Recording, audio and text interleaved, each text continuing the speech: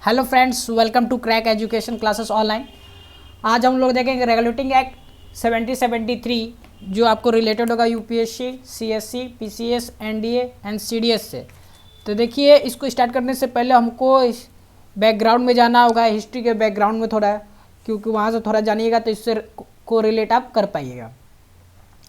देखिए क्या था, आपसे ही पहले आप पढ़े चुके होंगे तो इससे पहले पूछा जा सकता था वो कौन सा मुगल था कि जिसके राज में ये ईस्ट इंडिया कंपनी आया था।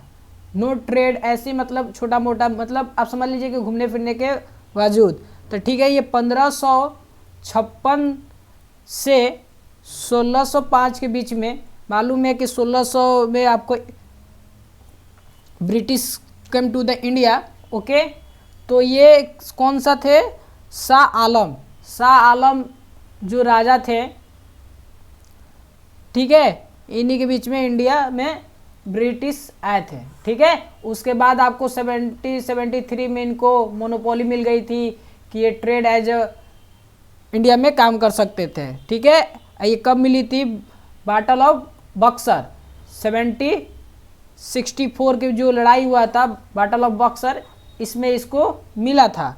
और कौन दिया था? क्वीन इलिजाबेथ, ठीक ना, ये दी थी कि आप East India Company as trade काम कर सकता है इंडिया में। ठीक है, चलिए, तो ये आपका बैकग्राउंड हुआ कुछ। अब देखते हैं कि क्या है 73 में।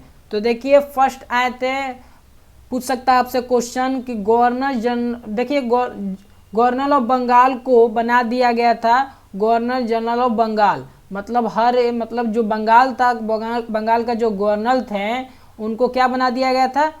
गवर्नर जनरल ऑफ बंगाल बना दिया गया था। ठीक है, उनका first governor general of Bengal कौन से थे?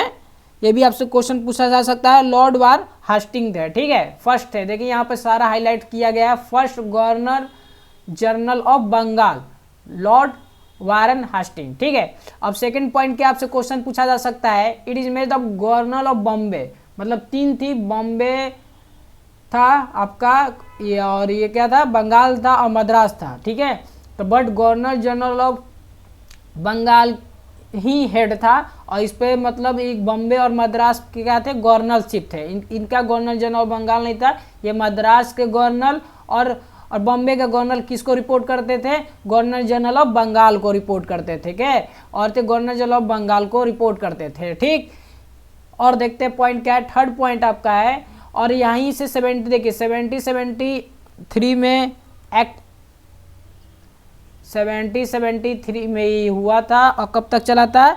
1858 तक, 1858 तक। ठीक है, इसके बीच में बहुत सारे रिफॉर्म आए। 70 यहाँ पे देख लीजिए, 81 आया, नेक्स्ट वीडियो में पढ़ेंगे। 84 आया पिट्स इंडिया एक्ट।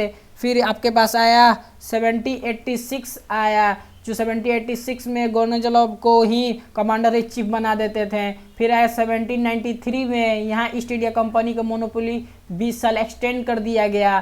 फिर आया आपका कितना? 1813, जहाँ से पूर्ण रूप से ईस्ट इंडिया कंपनी का ट्रेड बंद कर दिया गया था, और सिर्फ चाइना के लिए ट्री और चाइना के लिए ट्रेड कर सकता था। हर वीडियो में हम लोग जानेंगे, बट शॉर्ट स्टोरी बता रहे हैं। फिर आया आपके पास उसके बाद कितना? हर 20 साल के बाद को चेकिंग मतलब रिन्यूअल किया जा सकता था। 1833 आया, फिर 1853 आया, और 1853 आप समझते ही हैं फर्स्ट इंडिपेंडेंट वार होता है। कब होता है फर्स्ट इंडिपेंडेंट वार? 1858 में फर्स्ट वार होता है, और यहीं से 1857 में वार होता है, और 1858 में पूर्ण रूप से ब्रिटिश अपने रूप में गवर्नर मतलब राज करने लगता है इंडिया पे। यहाँ से ईस्ट इंडिया कंपनी पूर्ण रूप से ट्रेड खत्म हो जाता है, और क्या क्या करता है ईस्ट इंडिया कंपनी?